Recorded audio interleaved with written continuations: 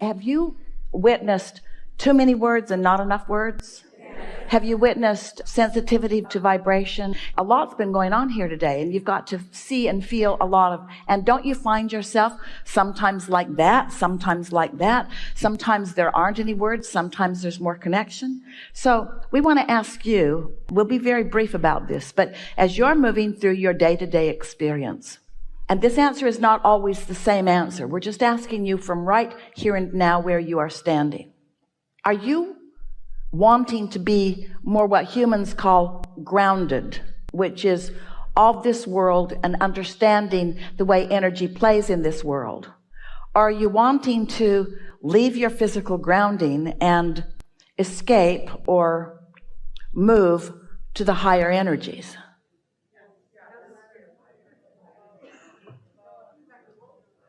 You're mixed in it. So here's what we want you to understand about that. You are here in these bodies for a reason. And you cannot be other than grounded because you are here in this physical body where there are things for you to explore. We want you to embrace your, what you might want to call groundedness. If you can't take those energies and focus them into something that feels meaningful to you here in this body, you're missing the point of being here in this body. You're not here to prove something. You're not here to fix something. You're not here to undo something. You're not here being tested. You are magnificent creators in the most delicious environment in which to create. Because here, on this leading edge, creative genius that you are, your thoughts turn to things. Your thoughts turn to experiences and to sensations and to the manifestations of emotions. Your thoughts turn to evidence of things. Your thoughts turn to material things, to experiences. You are here on this leading edge because you are a physical being in physical environment who have intended to have physical creations.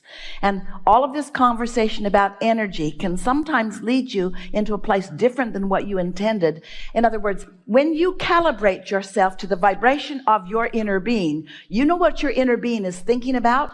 Life on planet Earth. When you calibrate yourself to your inner being, you know what your inner being is thinking about?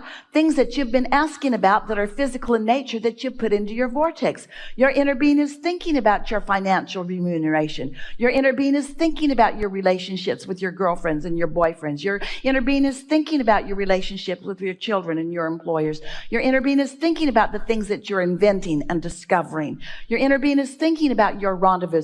Your inner being, hear this, is thinking about what pleasure you might have in this moment as you allow yourself to rendezvous with the things that you have put into your vortex.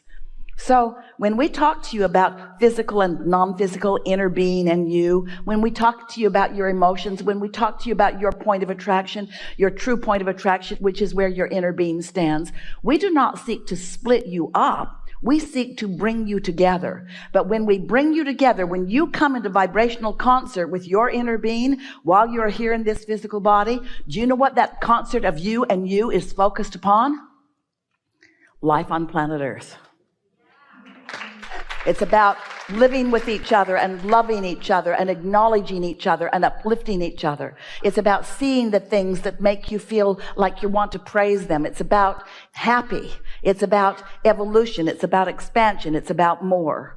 It's about color. It's about brightness. It's about sound. It's about music. In other words, don't let yourself think that all of this conversation that we have, while it's spiritual in nature and vibrational nature, don't let it distract you from the importance of you being here in this physical body. You're supposed to be here in this physical body, and you're supposed to like being here in this physical body. You're supposed to like your physical body. You're supposed to feel honored about being physical in this time and space. And the more you calibrate to who you really are, the more you will know all of these things. The more you will feel it when the owl comes down to drink at your feet and to play with you in that moment, to say to you, I don't usually do this, but I'm happy to play with you in this way. I look back at the conversations we've had over the years, and I look at the motivations behind a lot of the questions, and I call the beginning, I was an action junkie. And I was really involved in throwing myself into things. Did you hear our preparation for this conversation with you just now before you came up here, because we don't want you to be an action junkie, but we want you to be a physical junkie. Exactly. We want you to be addicted to your physicality. We want you to want the evidence of your spirituality to show up through your physicality. Definitely. Yeah. And then I took a step back because it didn't go as far as I wanted it to go. So Well, I became you started out with a little bit of a flawed premise because you were talking about the motivation. And motivation is negative stuff driving you forward, where inspiration is who you really are calling you forward. So there was a little understanding curve. Touche. Yeah. And the motivation was to create. The inspiration was to create. And then I became a more deliberate thinker of how I was going to create. Did you take pleasure from your thoughts? Absolutely. So much pleasure from your thoughts that you could almost just bliss out on thinking. But the problem with that is those thoughts are going to turn to things. They're going to turn to things. Because you live in a physical world. And the more that I've discovered and entertained this idea of creation, I've resigned to accepting the contrast. That's what we were reaching for. That's everything that we were saying just now before you came up here. We want you to resign yourself to the inevitability of your success. And I've misappropriated the thinking and the action. You were calibrating. You weren't misappropriating. You were calibrating. In terms of, I thought I was supposed to be doing step 2. We know. We know. And the action was in step 1. And do you know what words we've found that speak to that in a really easy to integrate and teach way?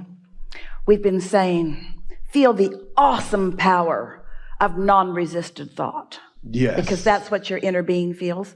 Feel the awesome power of non-resisted thought. And then we tweaked it just a little bit. Feel the awesome pleasure of non-resisted thought. Because you are not the one that gathers the power and then throws it over there to make things happen. So the action and the thought now are this relationship with source and taking the pleasure in being an inspired translator of thought, or being fully within my body as I run or take part in activity, instead of using those to manually manipulate reality to think I need to construct it myself. See, that's the difference that Esther discovered too. It's the difference between seeing herself as getting out into the next segment and making it be the way she needs it to be in order for it to be the way she wants it to be, and accomplishing the vibrational shift in herself and the law of attraction, then bringing to that shifted self those things. Absolutely. She likes the picture of Wizard of Oz, and you remember the good witch that came in a bubble? Mm-hmm. So Esther likes that picture of herself in that bubble. She's wearing a different dress. I would be too. And moving out into the world is that powerful point of attraction. Yeah. Do you know you've got it? Do you know that you've got it? Yeah. And in it, I have a vision for self. I am a powerful attractor of clarity, a facilitator. Every word you're clarity. saying is so on point. Every word you're saying is so on point. My life is going really well. And as I still have that vision, a question is, I'm deliberating between how I focus and calibrate in that step 3, step 4, step 5 space of, do I focus on the integrity and the feeling of the vision that I have? If it feels really good. I can go into specifics deeply on that. Go into as many specifics as you can go into while it really feels good, because the feeling good is the operative word. And if you go too far, it won't feel so good, so then back off. Because if you go too far, you're introducing resistance by specifics that you haven't worked the bugs out of yet. And I can feel that. Yeah. And it's like being the observer, like the role that I have now, that I understand that step 1 created it, is to be the observer of self as I move in the world and and feel the wobbles and ask myself, am I willing to clean that up or just go in a different direction? And even enjoy the wobble a little bit. Absolutely. Which leads us to something that you already know, but it's a nice way to punctuate this closing today, which you have done magnificently. We don't need to add anything more to it. Step one is life causes you to ask for more. So you didn't have to do that, did you? That was pre-paved before you even got into this physical body. You said, I'll go into an environment that will elicit from me personal decisions that are unique to me. Can't stop that from happening. It's just happening. And then step two happened, not your work, as you came to understand fully. Step two is source and the law of attraction responded to your vibrational requests and then began gathering and have gathered the cooperative components.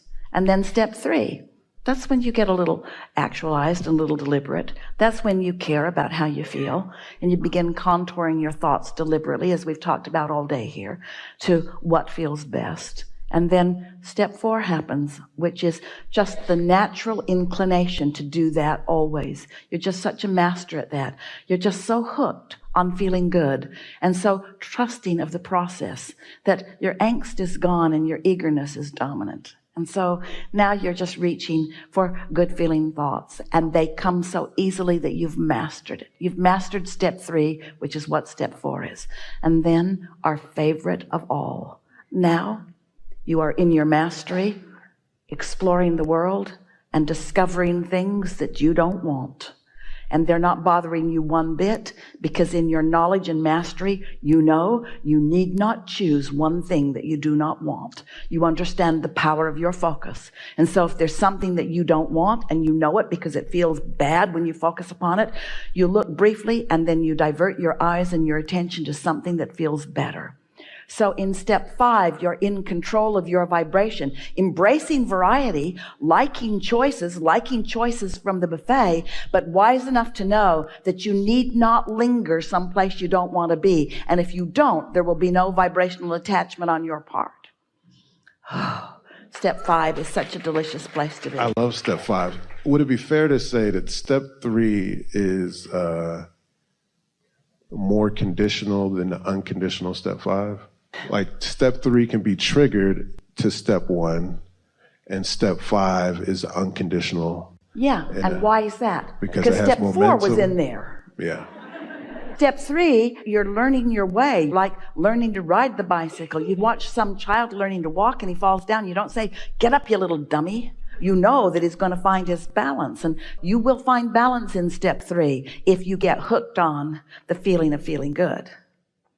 If you care about feeling good, then step four will become your mastery of step three. And so you're absolutely correct. Step three has more likely resistance in it than step four, because step four, you've practiced it more. And once you are truly a master of how you feel, we don't mean always feeling good. We don't mean having only positive emotion. We mean having awareness of when you're aligned and awareness of when you're not, and at least choosing it. In other words, just doing it on purpose, being deliberate about it. Sometimes you just feel good being bad. Sometimes it feels good to push it a little bit just to make sure that the universe hasn't lost its grip on the law of attraction.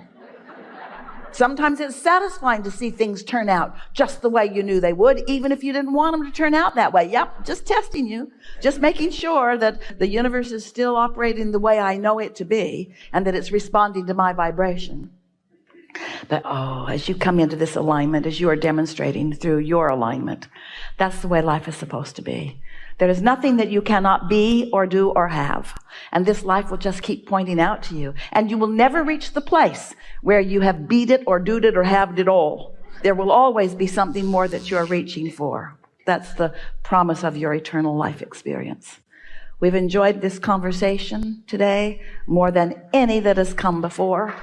There is so much love here for you, and eagerness about the tactile manifestations that are coming your way. Savor them, enjoy them, devour them, be proud of them, show off in your manifestations, and let others know that you are a deliberate creator and that the universe is at your command. There is great love here for you. And for now, we are complete.